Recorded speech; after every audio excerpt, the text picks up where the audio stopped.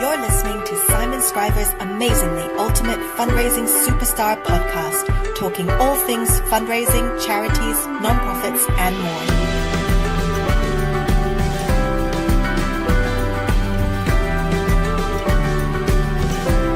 Here's your host, as always, Simon Scriver. $1 billion raised. This is the announcement that Facebook has just come out with, that Facebook fundraising has just hit the $1 billion raised. People have donated $1 billion through their Facebook fundraiser tool, which didn't really launch that long ago. They've also announced some matched giving coming up for Giving Tuesday and coming into a couple of new countries. And so to talk about this very exciting announcement, today I have with me a special guest. Well, all my guests are special, but this one is very special.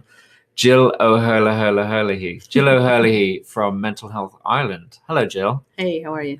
I'm good. You all right? I'm good. Yeah? Good. Yeah. You nervous? No, I'm fine. Okay. You're just quieter than usual. Usually I can't shut you up. Yeah, I know, but I had to leave you do your intro, so I'm not going to interrupt that. That's fair. Yeah. So, Jill, who are you? I am Jill O'Herlihy, and I've been working in Mental Health Ireland for 4 years now. I started off in comms, and then the last 2 years I've taken over doing the fundraising. And it's going well? I love it. Yeah. Good. Yeah, like I dropped the comms bit and do fundraising full time if I could. Yeah. Do you feel like you're a new person to the fundraising world in the last few years? I mean, you're a communications background, but do you feel fundraising was a big leap? I suppose the reason that I sort of started doing the fundraising was because I felt in the comms role I was doing fundraising anyway, to a certain degree, but not doing it properly and not knowing how to do it properly either. So that's why I sort of said, right, look, let's make it official and do it. But I'm brand new to it. Like I had never done anything on it before. Like my past life was working in agency PR. And I worked with many, many charities in the 17 years that I worked there. And I always said, like, I will never work in charity. I could never work in charity. And here I am, and I will never go corporate. Like, I absolutely love it. You're here for life. Yeah, defo. And we've been working together for a couple of years now while you've been here. And a significant thing that came in that time is this Facebook fundraising. And they've announced now that they've hit $1 billion. A big chunk of that has come to you. Huge. Yeah, huge. Nearly the whole billion. Yeah, no, nearly. But significant. It's changed your fundraising. Yeah, completely and utterly. So I suppose it was opened in the US before it was open here, and then it was open on a sort of a trial to some of the Irish charities here, 4 or 5 of them, I think. And then I caught wind of it, and I don't know where or when or how I saw it, but I caught wind of it, and I kind of jumped on it. But you weren't in the trial period. No, I wasn't. No. So they hadn't opened it up yet, and I was getting more and more frustrated at not being able to fulfill the entire document, because you have to go at the back end and you have to get onboarded with Facebook and all of these things. And they need your CEO's date of birth, and they need your banking details and everything. But it was an American banking detail that they needed, and we're not American banking. So, it was frustrating at the beginning, but I didn't realize it was because it wasn't open yet. Yeah. So the second it opened, we basically got onboarded, and that was, I think we did our first fundraiser happened maybe the 5th or 6th of December last year. Yeah, and that was just one of your followers. Yeah, just seeing it. Sign up for it. Oh, it's started their fundraising page and just started bringing in money for you. Yeah. So it was the birthday. It started off, and it still is the birthday fundraiser. So people get reminders a week, I think, or 10 days before their birthday to say, hey, it's your birthday coming up. Would you like to fundraise for a worthy cause? And then they get to choose from whoever is onboarded. I don't know how many charities are onboarded in Ireland, but the majority of them are. But it's open to everyone now. Everyone. So if people haven't signed up to it, then they certainly can. And I think that's one of the reasons that it's worked. Well, there's a few reasons it's worked. See, I'm always cynical about new fundraising products. A lot of them don't work. People say that they're going to bring in a lot of money. And truthfully, I was cynical about the Facebook stuff. It was very much okay, let's see how this works. But it certainly worked. And I think there's a few things that have made it different. And one of those is that Facebook is asking people, like you've said, that they actually prompt people to set up a birthday fundraiser. They prompt people to donate to their friends. So they're doing the asking from charities that maybe don't have the time, or maybe, don't have the nerve to ask their followers. But the other thing that they're doing is, because this started happening in the last 2 months and I didn't understand what was going on. So when I was going into our supporters pages and scrolling down to the very beginning of their page, So the first donation was coming from Facebook, and it was a €5 donation from Facebook into their fund. Okay. So we don't have a Facebook manager because we're not big enough yet. We don't spend enough with them. But I didn't know what this was all about, so I was trying to figure it out. Okay. And then just in the announcement about the 1 billion, they clarified it. It's the first time I've had it clarified. Is that so? They prompt you. They go, "Hey Simon, it's your birthday in 10 days." If you ignored that, they'd come back to you in 5 days' time and say, "Hey, we know it's your birthday. Here's €5 to we start." know everything about you. Yeah, exactly. Facebook. Yeah. And by the way, these are the charities that you might be interested in and that your friends are interested in. So they have an algorithm, that word. They have an algorithm basically that shows you the charities that you might like or your friends would like. Yeah. So they kicked it off. So we had loads. We had in the past 2 months, we had 5,000 or 6,000 euro directly from Facebook. Wow. Each month. Okay. So they're actually getting the ball rolling by putting their money where which is brilliant. mouth is, which is great, because they don't charge a fee either on anyone's donation. So it's actually, one of those rare examples where a company is actually putting their money where their mouth is and not just making a lot of noise about it. And I hate Facebook, but as a human being, I hate it. But obviously this is working very well for nonprofits. So I think that was a significant difference between this and maybe some other products that have tried to roll out before, is that Facebook already have that audience there. People are already going onto Facebook, and Facebook already knows them and what they like and how they behave. So it's not like, not to name any other platforms, but any other fundraising platforms are trying to drive traffic across to them. Yeah. Whereas Facebook, they've already done that work. We're already going to Facebook every day and checking our Facebook. And here it is at the top of our feed, which we're reading anyway, is this prompt from an organization that we rightly or wrongly trust. Yeah, and we know it. We're comfortable with it. So the fundraising page looks exactly like Facebook. Yeah, it doesn't take you to a new place. Yeah. You're not transported somewhere else. And we had a few people actually that didn't realize they had set up a fundraiser because they were offered the €5. They were like, "Oh, I can give €5 to Mental Health Ireland. I'm going to do that." So they did that. And then the next thing, people were donating to them. And they were like, "Oh, I've set up a fundraiser." So it's very, very, very easy for the end user. Like if I'm on my Facebook page to set up a fundraiser. Yeah. And sometimes I'm wondering, is it a little bit too easy? So too easy as in people clicking on the €50 by accident, or people not exactly knowing that they're donating? You mean that because it's almost so integrated with what they're doing, almost sometimes people are donating by accident a little bit? Yeah, and people were like, "Oh, I definitely didn't click it. I didn't click it." And that there is a human behind it and that it isn't Facebook deciding it for them. Yeah. So it's we haven't had too many of them, and Facebook actually have a good link. So what we were doing initially was we were refunding the money here, but it was more difficult for us to. Then we have to get their credit card numbers. Yeah, because you don't have their. We don't have details. Their credit card numbers. Yeah. So I suppose I had a chat with Facebook, and I was like, "What can we do when this happens?" And they sent me a link, which is available to everybody. I just hadn't found it, where they can do a refund directly. But I suppose the problem is that if we're refunding it, the person still wants to give us the $5 or the $10. Yeah. And we can refund €40 of that. Yeah. But if Facebook is refunding it, they refund the whole lot. They then have to redonate. Yeah. And it's just a little bit of a fuck redonate, up of that and do they do it or don't they do it? I don't know. Yeah, it's just a bit of a mess. And what other problems do you have? And we've talked about this before sometimes about in terms of the data, in terms of pulling data out, in terms of the way that it's ordered on the page. It's just still a little bit fiddly for you? It's a little bit clunky. They have done some work on it though. So now we have it ordered in when it's going to finish. So like Paul's fundraiser is going to finish in 3 hours. So you have it going down all the way to 3 weeks or 4 weeks. So they're ordered in that sense. And then underneath that, they've ordered it in the largest money raised. That's a finished fundraiser. Okay. So that's kind of good to see as well. So you can see who your biggest fundraisers are within the platform. Which is helpful, but ideally you want to be able to sort it anyway. Oh, I want an alert to say, like, Paul has set up a fundraiser for you today. Yeah. And I want to talk to Paul the second I get that. Yeah. And what's happening is once, you can't sort of sit on Facebook all day, unfortunately. So we have a day set aside. Can't you? Because you seem to be. No, not all of the time. Okay.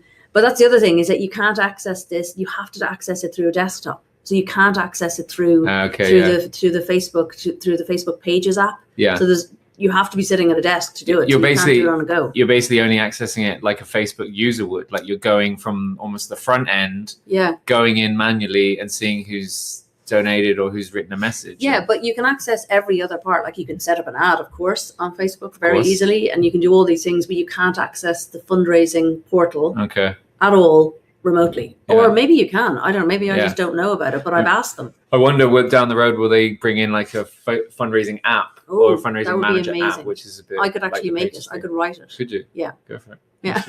I'd like to see that.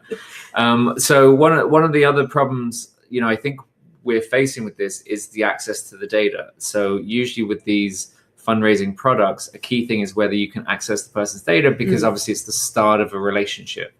On this, because they're Facebook users, we can't really do that. We can only interact with them on the front end. But this is something I think you are doing really, really well, is trying to, I suppose, instigate a relationship with people from the front end, but even develop a relationship with people who have maybe set up that fundraiser.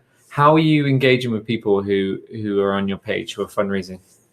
Yeah, I think it was of benefit that I was so new to fundraising, because thanking people was at the forefront. You had drilled it into me sufficiently, but thanking people was at the forefront of everything that I was doing. So the first thing that came to mind was like, these people are raising money. How am I going to thank them? How can I thank them? I was like, okay, I don't have their addresses.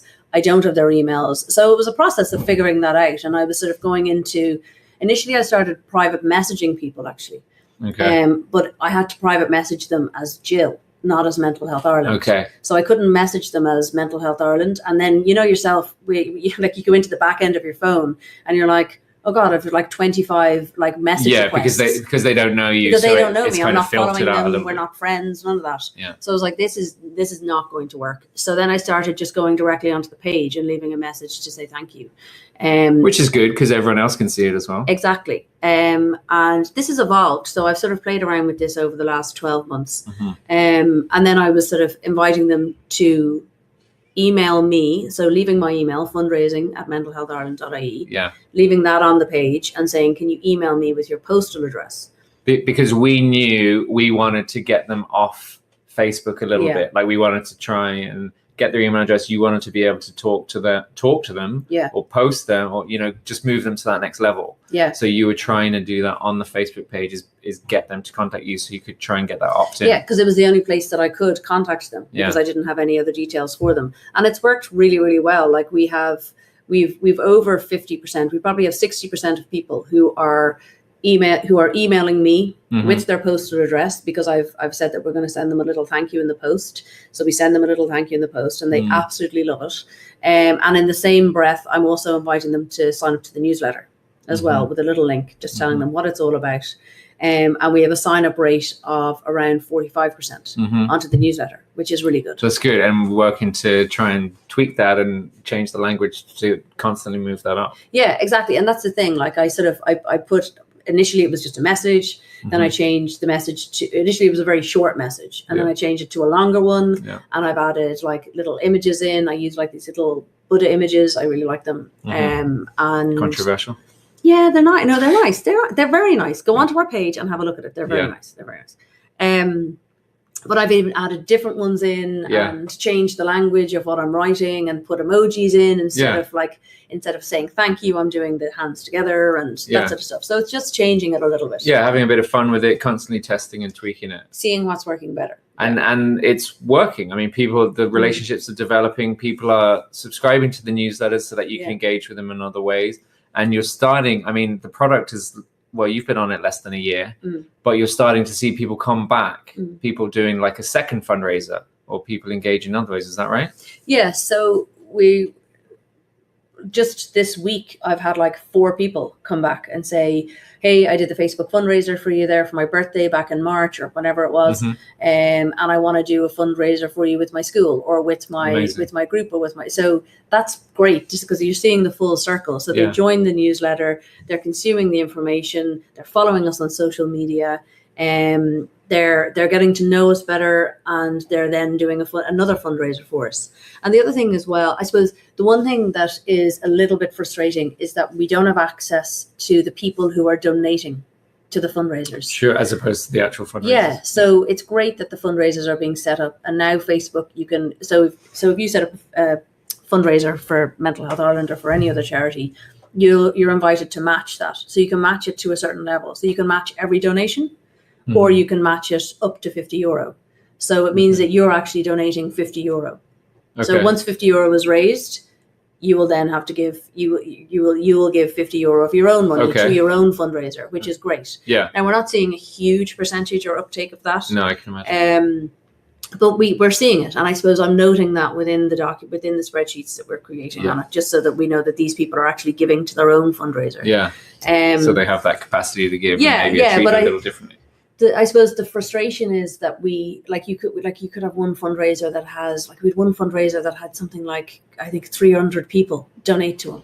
Yeah. And we don't have access to those 300 people because you can't. Well, if you had unlimited time, you could message every single one of them but you message some people where you have time. You message donators as opposed to fundraisers. You try and engage with them. Yeah, I give them a thumbs up, or I do something, But there's, as I said, sometimes there's 300 people within one fundraiser. Yeah. So you can't do it for all of them. But this is certainly something that's been identified as your team grows. This is something that you want to try and get more time spent on. That someone can kind of nurture those people and start a relationship. They've donated to a person, but we want to start a relationship with Mental Health Ireland. Yeah, exactly. That's really cool.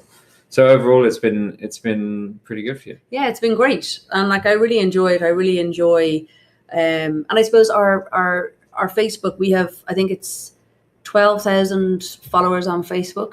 Okay, so it's reasonably big. It's I would say it's below average. Yeah. In comparison to sort of the other bigger charities, more established fundraising charities, in particular in Ireland. Ones. Yeah.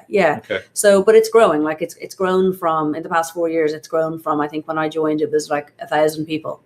So it's grown in those 4 years up to what we have now.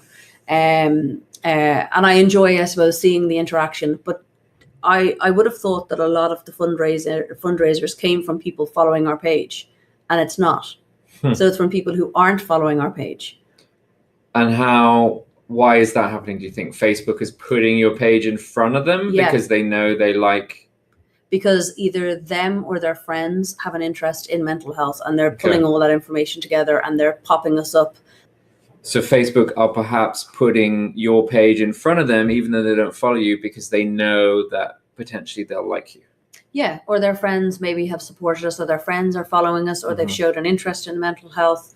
I've been thinking the past sort of few days or weeks that because of the volume that we're getting, and that they're not a majority of our followers on Facebook. Now, I haven't correlated that properly, but I will sort of try and dig down into it. That I want to try and find out how that's happening. So I just need to sort of ambush a few of my friends' Facebook pages and try to set up a fundraiser and see what they're given. Yeah. That's what I need. Yeah. Or even people, not necessarily people in the office, because they're too close to here. So I need to try and, I'll get you to do it. Find strangers. Yeah. Well, I'm not on Facebook anymore. Your friends might be, not your Facebook friends. Yeah, I don't have any friends. The other thing I was going to ask you, which, has played on my mind a little bit, is this going to cannibalize other donations? Is there, I don't really believe in donor fatigue, but are people going to get sick of being prompted to donate on Facebook? Are people going to be sick of getting asked by friends? And is it going to have a negative effect on donations, or is it going to have a negative effect on Facebook? Because, who wants to go onto Facebook and just see fundraiser after fundraiser as opposed to cat memes? Yeah. I'm seeing the volume of fundraisers that we have, but I have only had 2 friends, you included, ask me to donate to a fundraiser. So I think when you spread it out around the world, Facebook isn't just our Irish friends, it's worldwide. Yeah. So out of, I don't even know how many friends I have on Facebook. I have no idea, but there's only 2 people have asked me to donate. So I think when you're looking at it, I suppose, with a fundraiser's head on, you're thinking of it I was thinking this is going to disappear. People are just going to get pissed off with it. Yeah. But at Facebook are also looking to move in another direction with this as well. So they obviously own Instagram. So I would think in 2019 that Instagram is going to come on board as a fundraising platform as well. Interesting. So that will be a different take on it, and it will completely take off. I think it will do better than Facebook is doing, because I think the Do you? Because Yeah. Instagram has been pretty diabolical for everyone in terms of marketing or trying to drive traffic places. Yeah, but if you compared look to at what Facebook. Instagram is all about, like it's all Yeah. about navel gazing and how fantastic people are generally. Now it is it is changing a little bit, Yeah. and becoming a slightly more real place to be. Mhm. But I think that coupled with the look at me, I think will work really well. I think Facebook fundraising will work really well, because I think there's also a massive move to talk about well-being on Facebook. Yeah. On Instagram. Yeah. Facebook not so much. Instagram has become a place like they have the stories and all that sort of thing. So people are trying to promote A lifestyle. a lifestyle of well-being, be it like exercise or meditation or talking about their mental health or talking about not doing so well. Yeah. So people who are like makeup artists, people who are models, people who are businessmen are all sort of talking about their businesses or whatever it is in their life, but they're also sharing the shit part Yeah. as well. So I think it will work well. And there's also a chat of possibly having an in memoriam page as well within Facebook. Okay. So basically when someone passes away, these Facebook pages are set up for them, or their current Facebook pages. Automatically? I don't know. Not automatically. I mean, because you could do that now, couldn't you? Because I mean, now Facebook has come to the point where you can set up a fundraiser for, like, it doesn't even have to be a registered charity. Yeah. So I suppose you could theoretically do that. But that would be an interesting one to like. Can you do that in Ireland? Set up a Facebook? Oh, maybe. Yeah, no. I think it's only I think in it's the only US. States, but it'll Maybe come you can. I don't know. in the same way like GoFundMe is done. But I mean, that'll be interesting. What's that going to look like? Like, oh, sorry, your dad has died, but do you want to set up a fundraiser? Yeah, I don't know. Someone just mentioned it in a room full of Facebook people. Yeah. That it might be an option to go down that route. Yeah, that'll be interesting. I remember someone posted on Facebook that they had that, like the memories where it's like, remember this a year ago. And it's like, hey, remember this a year ago? Your parents died. Yeah. No. Yeah. Yeah, No, I kind of do remember Yeah. that. Please stop putting it in front of me. Yeah. That's difficult. Okay, yeah. So you mentioned about it going worldwide, and that's one of the things Facebook has announced this week, that they're rolling this out to Canada and Australia. So we're obviously going to start to see more of these, which is really exciting. The other big thing that they've announced is this matched funding. So for Giving Tuesday, and obviously I have mixed thoughts about Giving Tuesday, which we'll talk about another time.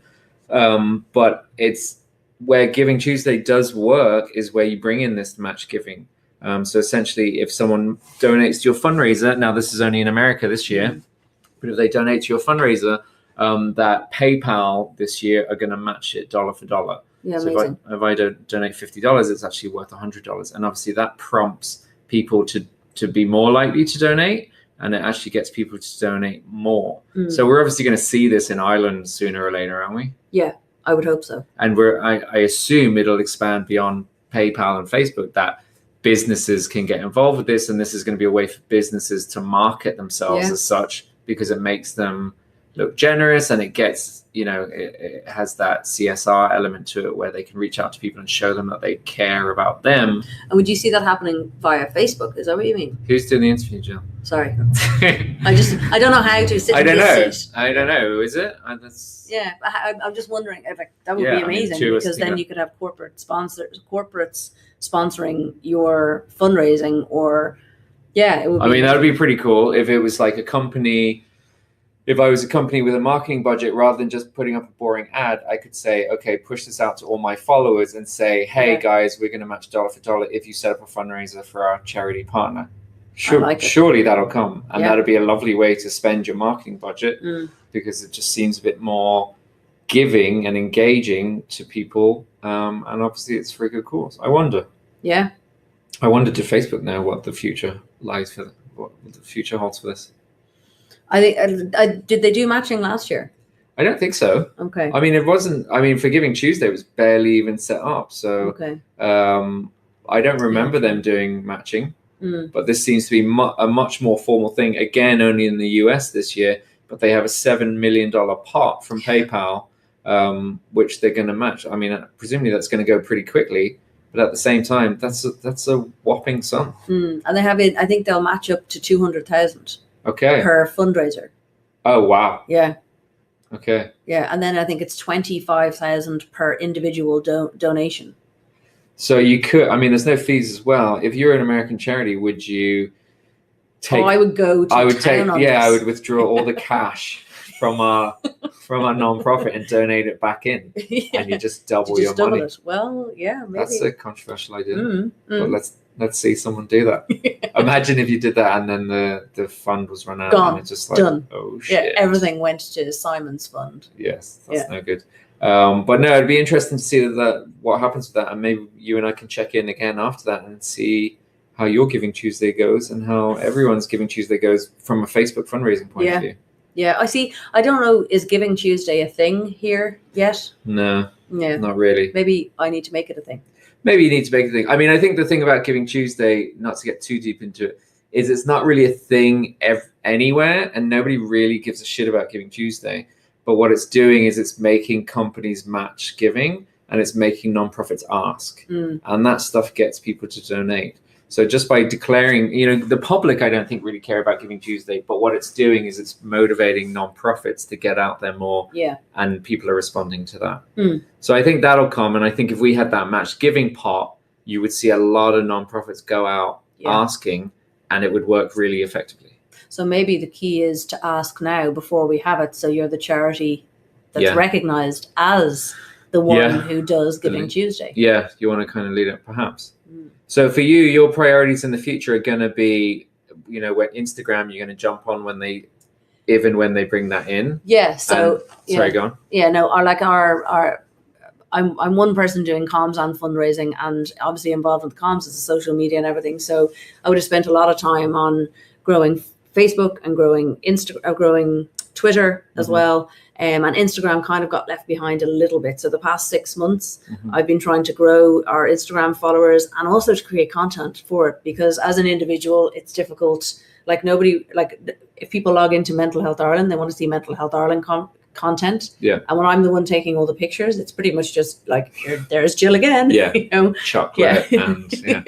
And so it's creating a strategy around Instagram to grow it and to get images from all around the country and stuff like that. Yeah. So I've been gently tapping away at that so that I can grow our base for when this happens. Yeah, assuming this is going to come in. Yeah, and even if it doesn't, it's still worthwhile. On top of that, I'm assuming your other priority is when they do ring matched giving in here into Ireland, you're going to be all over it. Definitely. Yeah. I think that'll work really well. Okay, well, that's about it, really.